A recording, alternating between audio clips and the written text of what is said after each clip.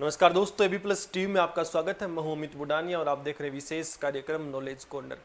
आज के इस विशेष कार्यक्रम में हम लोग बात करेंगे इंटेलेक्चुअल प्रॉपर्टी राइट्स की, बौद्धिक संपदा अधिकार की।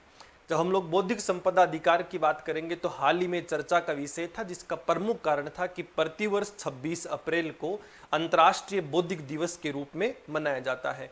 जब हम लोग अंतर्राष्ट्रीय बौद्धिक संपदा दिवस के रूप की बात करेंगे तो 26 अप्रैल को मनाया जाता है और इसको मनाने की घोषणा जो है वो WIPO, world intellectual property organisations के द्वारा की जाती है। और जब हम लोग WIPO की बात करेंगे तो ये UNO की एक एजेंसी है, जो संयुक्त राष्ट्र संघ है उसकी एक एजेंसी है। और जब हम लोग इस बात करेंगे 2020 के कार्यक्रम की, तो 2020 का जो अंतर्राष्ट्रीय बौद्धिक संपदा दिवस मनाया गया था उसकी जो थीम थी वो थी इनोवेट फॉर ग्रीन फ्यूचर। जो थीम थी ये आपकी पीटी के लिए इंपॉर्टेंट हो सकता है कि इनोवेट फॉर ग्रीन फ्यूचर जो था वो इसकी थीम थी। और इस दिवस को जो मनाने का प्रमुख उद्देश्य है वो है नवाचार और रचनात्मक व्यवस्थाओं को बढ़ावा देना, अनुसंधान जैसी चीजों को बढ़ावा देना। इस दिवस के माध्यम से जितने भी बौद्धिक संपदा अधिकार हैं उनके प्रति जागरूकता को विकसित करने के उद्देश्य से इस तरीके के दिवस को मनाया जाता है। सबसे पहले वर्ष 1999 में WIPO में इस तरीके के प्रस्ताव को मंजूरी मिली थी कि 26 अप्रैल को प्रतिवर्ष हम लोग अंतर्राष्ट्रीय बौद्धिक संपदा दिवस के रूप में मनाएंगे। और वर्ष 2000 से पहली बार प्रत्येक 26 अप्रैल को यह निर्णय लिया गया कि प्रतिवर्ष 26 अप्रैल को हम लोग अंतर्राष्ट्रीय बौद्धिक संपदा दिवस के रूप में मनाएंगे। यानी प्रस्ताव 1999 में पारित हुआ, लेकिन पहली बार सन 2000 के अंदर अंतर्राष्ट्रीय बौद्धिक संपदा दिवस के रूप में मनाया गया।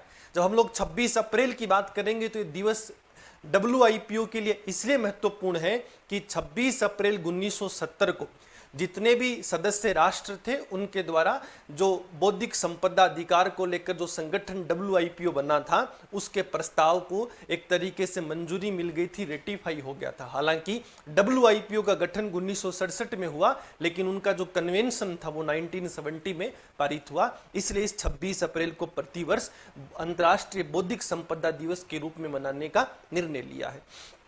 ऐसे में यह महत्वपूर्ण हो जाता है कि पहले हम यह समझे कि अंतर्राष्ट्रीय बौद्धिक संपदा दिवस क्या है। जब हम लोग किसी भी चीज की बात करते हैं जो इस राष्ट्र के अंदर शोध और अनुसंधान के माध्यम से विकसित की गई है, तो कहा गया है कि पूरे सृष्टि के अंदर मानव संसाधन और उसकी जो क्षमता है वो बहुत इंपॉर्टेंट है। ऐसे में उस मानव संसाधन या ये कहूं कि वर्तमान की जो पीढ़ी है वो हमेशा ज्ञान पर आधारित होती है, तो उस ज्ञान की रक्षा करने के उद्देश्य से अंतर्राष्ट्रीय बौद्धिक संपदा अधिकारों का निर्माण किया गया है। इसका जो प्रमुख तात्पर्य है वो यह है कि किसी भी रचना और शोध को जब व्यक्ति करता है तो व्यक्ति क्या करता है, अपनी ज्ञान, कला और अपनी क्षमता और अपनी समझ को उसके अंदर शामिल करता है। ऐसे में कहा गया है कि जो मानवीय रचना है उस मानवीय रचना के अंदर सबसे पहला हक उसी व्यक्ति का है जिसने उस रचना को तैयार किया है।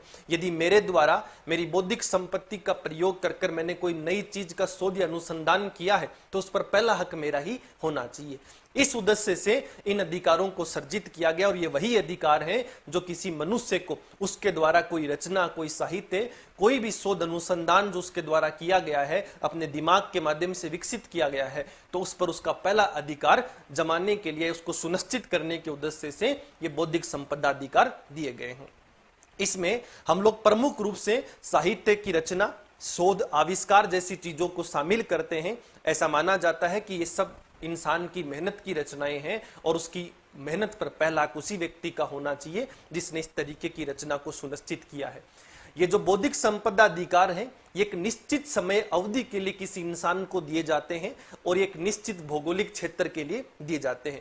वर्तमान समय में प्रमुख रूप से 5 तरीके के बौद्धिक संपदा अधिकारों को अनुमति मिली हुई है, जिनमें पहला है कॉपीराइट, दूसरा है पेटेंट, तीसरा है ट्रेडमार्क, चौथा है भौगोलिक संकेत और पांचवा है औद्योगिक डिजाइन जो है। तो ये 5 तरीके के जो एक तरीके से मैं कह सकता हूं कि संपूर्ण विश्व के स्तर पर इन 5 बौद्धिक अधिकारों को मान्यता मिली हुई है, जिनकी रक्षा संपूर्ण अंतर्राष्ट्रीय जगत पर WIPO के द्वारा सुनिश्चित की गई है। और इन अधिकारों के प्रति लोगों को सर्जित करने के लिए, क्योंकि 21वीं जो शताब्दी होगी वो किसी भौतिक संसाधन या किसी भी मैं कहूं कि प्राकृतिक संसाधन के माध्यम से जीत पाना संभव नहीं होगा। 21वीं शताब्दी जो होगी वो हमेशा मानव संसाधन पर ही केंद्रित होगी। इसलिए उस राष्ट्र की, उस मानव की संपत्ति की सुरक्षा करना बेहद जरूरी है जिसके द्वारा इस तरीके की कोई विशेष शोध या अनुसंधान किया गया है। और ऐसे में इस बौद्धिक संपदा अधिकारों की आवश्यकता अधिक हो गई है।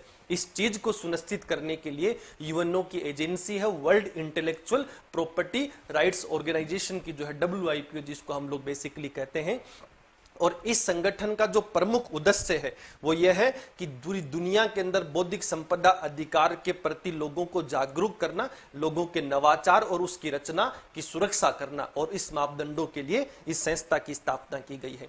जब हम लोग ये बात करेंगे तो ये जो अधिकार है ये या तो किसी व्यक्ति को मिलते हैं या फिर किसी संस्था को ये अधिकार उपलब्ध करवाए जाते हैं। सन अक्टूबर 1999 के अंदर WIPO के अंदर एक प्रस्ताव पारित किया गया जिसका उद्देश्य था कि हम लोग प्रति वर्ष 26 अप्रैल को वैश्विक बौद्धिक संपदा दिवस के रूप में मनाएंगे, और सन 2000 से पहली बार इसे मनाने की घोषणा की गई और निरंतर हम लोग इसको मनाते हैं। जिसका प्रमुख कारण मैंने आपको स्पष्ट किया कि प्रमुख कारण यह है कि 1970 में 26 अप्रैल को जितने भी सदस्य राष्ट्र थे WIPO के, उनके द्वारा जो उसके निर्माण का एक तरीके से कन्वेंशन था, वो कन्वेंशन पारित हुआ था। अब सवाल यह है कि इससे हमें WIPO के बारे में भी एक छोटी सी समझ रखनी चाहिए कि WIPO क्या है। तो हम लोग बात करें जब WIPO की, तो वर्ल्ड इंटेलेक्चुअल प्रॉपर्टी ऑर्गेनाइजेशन जो है उसकी स्थापना सन 1967 के अंदर की गई। 1967 में इसकी स्थापना की गई। इसका मुख्यालय जिनेवा के अंदर है। वर्तमान में कुल 193 सदस्य राष्ट्र हैं इसके अंदर। तो वर्तमान की जब हम लोग बात करेंगे तो 193 सदस्य राष्ट्र हैं। जो भारत है वो सन 1975 में इसका सदस्य राष्ट्र बना है, और ये एक यूएनओ की एजेंसी हालांकि मूल रूप से नहीं थी, लेकिन 1974 में इसे यूएनओ की एजेंसी के रूप में मान्यता मिल गई। और ये प्रतिवर्ष, ये पीटी के लिए बहुत इंपॉर्टेंट हो सकता है कि प्रतिवर्ष ये क्या करता है, एक आंकड़ा जारी करता है, एक सूचकांक जारी करता है जिसका नाम है ग्लोबल इनोवेशन इंडेक्स, वैश्विक नवाचार सूचकांक। जब हम लोग इस संस्था की बात करेंगे तो कुल 193 सदस्य राष्ट्र होने के साथ साथ 26 अंतर्राष्ट्रीय संधियों की पालना यह संगठन करता है। इसके अधीन 26 अंतर्राष्ट्रीय संधि आती हैं जो वर्ल्ड इंटेलेक्चुअल प्रॉपर्टी ऑर्गेनाइजेशन को काम करता है। जब हम लोग WIPO की बात करेंगे यानी संगठन के कार्यों की बात करेंगे तो इसका पहला कार्य है बौद्धिक संपदा अधिकार से संबंधित नियम बनाना। दूसरा काम है उनके लिए तकनीकी संरचना को सुनिश्चित करना। तीसरा काम है इस तरीके के किसी भी विवाद का निपटारा करना, सहयोग और क्षमता निर्माण करना, आपसी राष्ट्रों के अंदर इस तरीके की चीजों को बढ़ावा देना। इसके अलावा बौद्धिक संपदा अधिकार की सीमाओं का निर्धारण करना और कुछ मुद्दों पर अपवाद भी देना, क्योंकि किसी एक व्यक्ति के शोध और अनुसंधान को यदि मानव प्रजाति के लिए प्रयोग नहीं लिया गया तो उसका कोई उचित उद्देश्य नहीं होगा। ऐसे में इसके लिए कुछ अपवाद भी होने चाहिए कि किन परिस्थितियों में किसी मानव के द्वारा रचित चीजों का प्रयोग किया जा सकता है। यदि वो समाज में सकारात्मक दिशा में है तो इस तरीके की, हाँ पहला हक उसी व्यक्ति का है जिसने इस तरीके की चीजों को सर्जित किया है, लेकिन उनका उद्देश्य संपूर्ण मानवता के भले का होना चाहिए। इसलिए इस संगठन के पास ये संरचना एक प्रमुख कार्य भी है कि इसको इन अधिकारों की सीमाओं के निर्धारण और उनमें अंदर अपवाद विकसित करने का अधिकार भी दिया जाना चाहिए। ऐसे में जब हम लोग भारत सरकार की नीति की बात करेंगे तो भारत सरकार भी वैश्विक बौद्धिक अधिकारों के साथ साथ राष्ट्र के अंदर बौद्धिक अधिकारों को मजबूत करने के उद्देश्य से काम कर रही है। और सन 12 मई 2016 को भारत सरकार की तरफ से भी भारतीय बौद्धिक संपदा अधिकार नीति, Indian intellectual property rights policy, clear है, इस चीज की घोषणा कर दी गई। तो जब हम लोग भारत सरकार की नीति की बात करेंगे तो बौद्धिक अधिकारों को लेकर हम थोड़ा देरी से काम किए हैं, लेकिन वर्तमान युग की आवश्यकताओं को देखते हुए हमने सन 2016 में इस तरीके की नीति की घोषणा की। जब हम लोग भारत सरकार के विजन की बात करेंगे तो भारत में मानव संसाधन सबसे अधिक है। ऐसे में इस मानव संसाधन का लाभ उठाने के लिए इस तरीके के अधिकारों को सुरक्षित करना और उनको बढ़ावा भारत में देना भी अति उपयोगी है।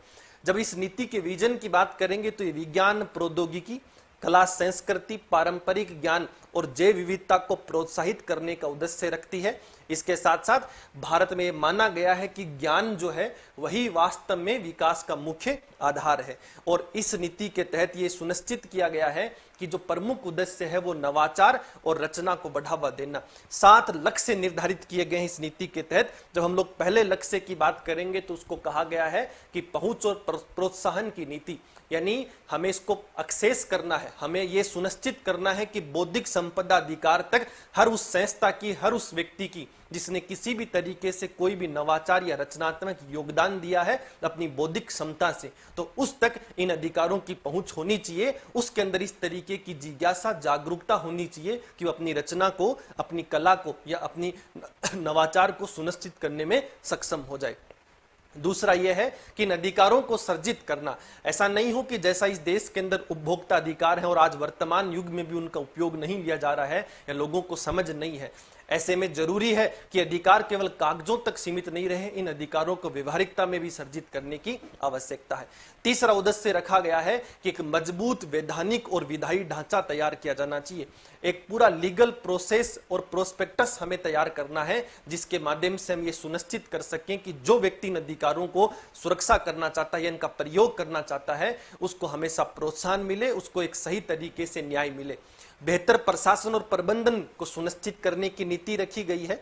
उसके अलावा मानव संसाधन के विकास को बढ़ावा देने की आवश्यकता है। बौद्धिक संपदा अधिकारों का व्यवसायीकरण करने का लक्ष्य रखा गया है और जो 7वां और अंतिम लक्ष्य है वह है न्यायिक प्रणालियों को मजबूत करना जो बौद्धिक अधिकारों के संदर्भ में है। हालांकि भारत सरकार पर या भारत की आबादी पर निरंतर आरोप लगते हैं कि हम लोग दुनिया के द्वारा जितनी भी चीजें अर्जित की गई हैं या नवाचार के माध्यम से सर्जित की गई हैं उन चीजों को भारत सरकार या भारत के जो नागरिक हैं वो कॉपी कर लेते हैं। जैसे हम लोग माइक्रोसॉफ्ट के सॉफ्टवेयर की बात करेंगे तो आरोप है भारत पर कि उसकी डुप्लीकेट कॉपी बनाकर हम लोग आसानी से बेच रहे हैं।